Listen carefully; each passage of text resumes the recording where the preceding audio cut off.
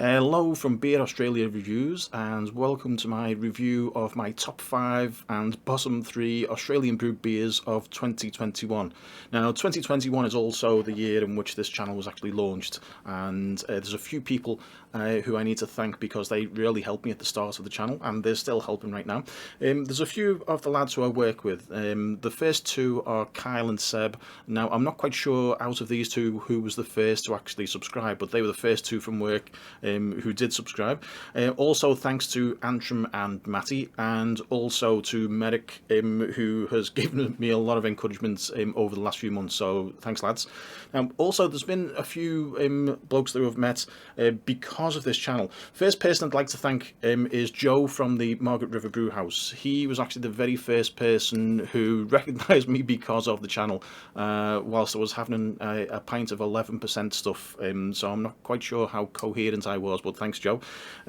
Also I'm going to say a thank you to Roger the Pirate and his brother Robbo. They also do a YouTube channel, but Roger and Robbo have been really supportive, always putting a thumbs up on the on any of my YouTube videos and making positive comments, so thanks lads. Also to Darren from Brew Taste Style, who got in touch with an idea about doing some collaboration videos. So if you have a look, there's a few videos that me and Darren have done together that are posted on my site. And also I'm going to say a thanks to Chris from Brewshed Project Maylands, who is one of our local homebrew experts in Perth, and he invited me along to sample some of his homebrew and also to do a video, some making of videos. And if you have a look on my channel, you'll see a few of the videos that Chris has done, that we've done with Chris. But the biggest thank you of 2021 actually goes to my nephew Sasha, who was actually the very first person who subscribed to the channel, so thanks Sasha. He also he helps lots of times because he's always reposting any of my Facebook posts and things and posting it to groups and things, so thanks Sasha. We should do the Perth Beer Tour again in 2022 when your birthday comes round, so on with the beers. So in 5th place in 2021 is Longneck Weissenbier, which actually comes from the Manta Ray Station Brewery, which is in the northern suburbs of Perth in Malaga. Now, I first tried the Longneck Weissenbier actually at the pub itself, which is right on the riverfront on the Swan River in the centre of Perth, and I then went over to Manta Ray, to the brewery, to their tap room, to get myself a growler full of the Weissenbier so that I could do a review, but they didn't have any on tap at that time while I was there. So thank you to Jeff from Manta Ray though, because what I came home with was the Longneck Oktoberfest Lager to review. So if you have a look on my channel, I did review that one a few weeks ago. Now it actually has a very similar flavour profile to the Weissenbier, but it has a little bit less wheat in there. But in any case, there's links to all of my reviews that I'll mention today are actually in the notes for this video, so have a look below.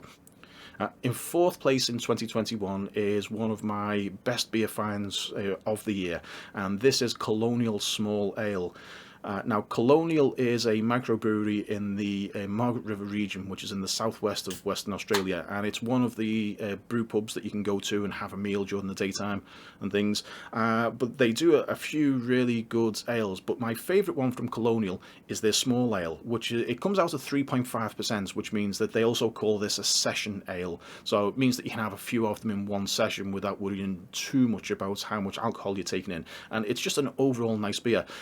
They've managed to put a flavour profile in there similar to one of the big IPA style beers, but they've still managed to keep the strength down just to 3.5%, and I really like that one. You should give that one a try. In 3rd place in 2021 is another old favourite of mine, and again from the Margaret River region, and this is the Cheeky Monkey West Coast IPA. Now, despite the current preponderance for cloudy IPAs around the place, everywhere you go you see cloudy IPAs, I think that the Cheeky Monkey Clear IPA, therefore the West Coast one, is actually their best beer. So it's fruity, it's aromatic, it's zesty, it's an overall good beer. Cheeky Monkey is one of the top breweries in the Margaret River region, and again, you can go over there and have a meal in the daytime and things at Cheeky Monkey. It's well worth a visit. I'll be going back there again in a few weeks' time. But like I say though, the best beer, and I've spoken to a few people who know the Cheeky Monkey beer as well, and they actually, other people, I'm thinking of Dicko from the Margaret River Brewery tours. He agrees with me that this is just the top beer from Cheeky Monkey. So that's third place is Cheeky Monkey West Coast IPA, the clear style. Now, my second place in 2021 is a brewery that I've only just found out about, and the beer is Mismatch Lager. Now, Mismatch is a brewery from Adelaide in South Australia, and finding out about Mismatch has been a bit of a revelation because the beer, the lager beer, is just excellent. Now, I actually first tasted the Mismatch Lager during a live YouTube stream, so I hadn't tasted anything from this brewery before. So it's a bit of a gamble when you do that one because you never know how they're going to treat the water, for example, whether or not they use like good ingredients or whatever they do.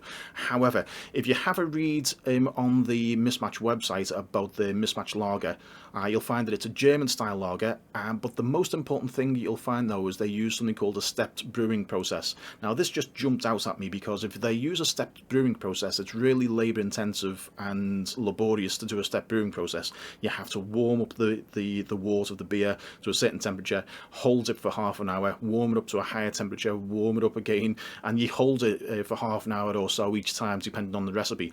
But what this does is it brings out additional flavour profiles from the grain, so it becomes a more complex beer, and they've really succeeded with their Mismatch Lager by putting that much care in by using like a step brewing process. I was really surprised at that one, and so it's actually almost or even possibly as good as the lagers that I've actually tried in Germany itself. So I have drank draft beer over in a pub in Germany. So yeah, and it's as good as that. They've really treated the water correctly. They've obviously put a matching water profile for the recipe on this one as well. But it's just an overall good beer. So if you've not tried it before, have a go at Mismatch Lager. And again, the link to the review, my review of this one, will be in the notes below.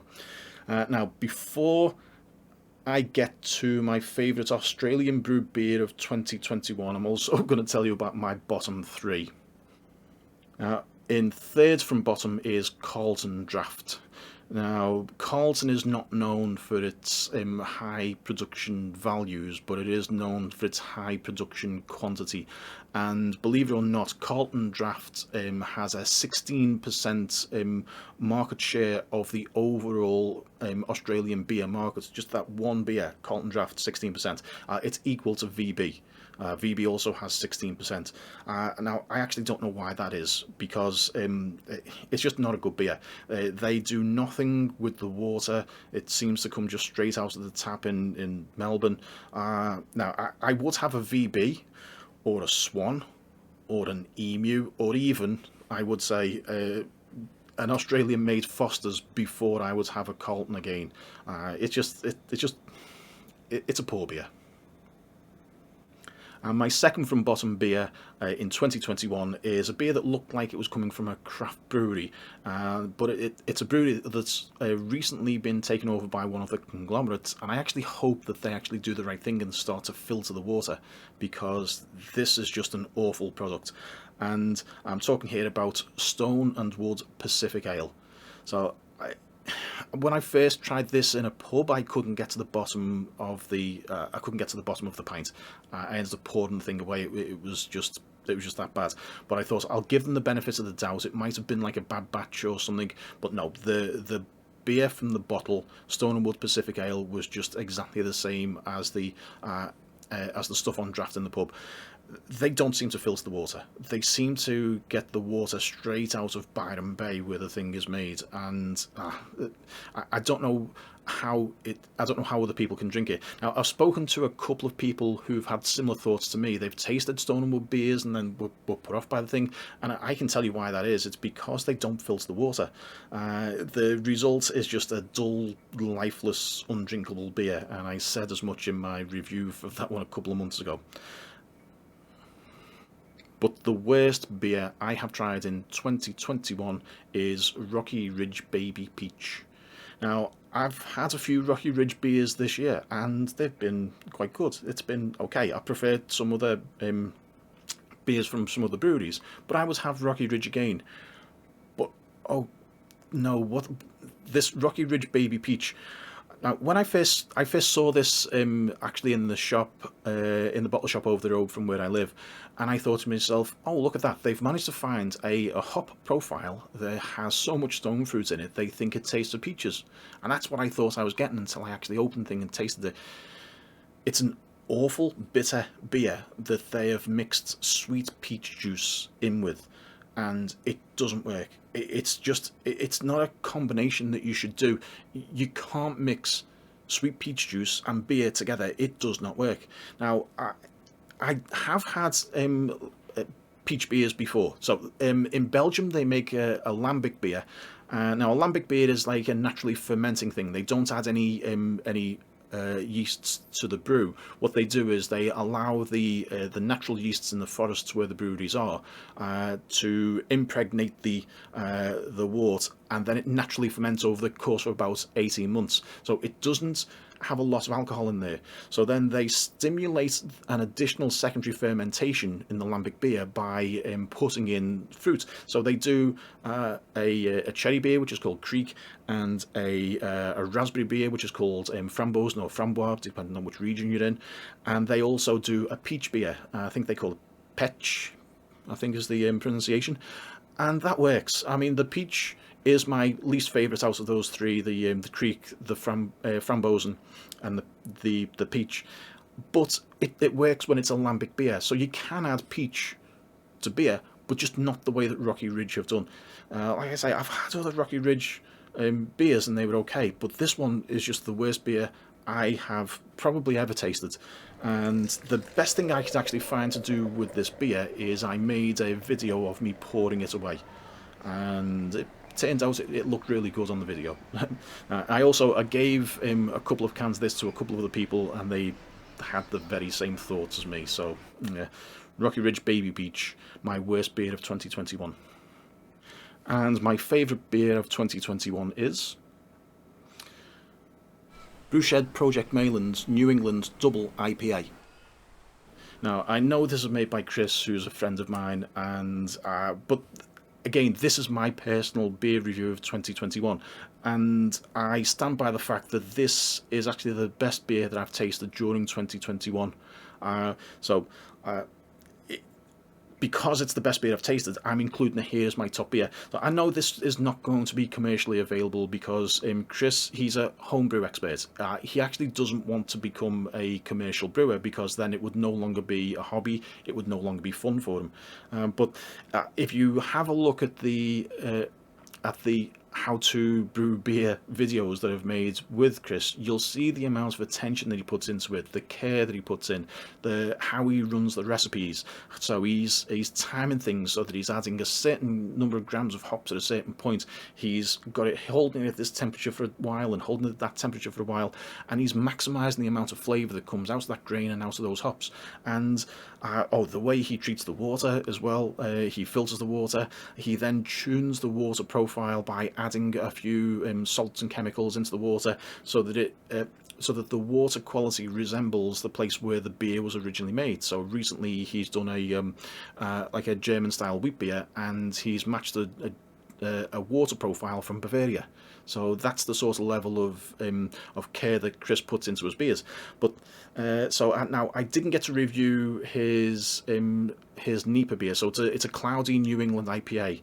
I came home with a growler full of this one, and I actually did review the small ale that we did as a bit of a collaboration. So when I do get a batch of his New England IPA style beer, I will do a review of that one. But that has been the best beer that I've tasted in 2021. So thanks for that one, Chris. It's really good. I'm looking forward to the German Crystal Weissen beer that's currently in its lagering stage, and we've got another month or two to wait before that one actually matures to the point where it's going to be drinkable. But there we go. My favourite beer of 2021 has been made by a friend of mine, Chris, and it is his Brewshed Project Maylands Double New England IPA. There you go. Okay, so have a look at the links below this video to all of my reviews that I've mentioned today. A couple of things that you won't see. You will not see a review of Baby Peach. But okay, so just a recap then. 5th place, Longneck Weissen beer from the Manta Ray Station Brewery. 4th place, Colonial Small Ale from Margaret River. 3rd place, another Margaret River beer, Cheeky Monkey West Coast IPA. My 2nd place is Mismatch Lager from Adelaide. And and then I'll do them bottom 3 again. 3rd from bottom, Carlton Draft. 2nd from bottom, Stonewood Pacific Ale, and the worst beer in 2021 is Rocky Ridge Baby Peach. But my favourite beer has been Chris's New England IPA. Now, thanks for watching. And I think I'm going to have a mismatch.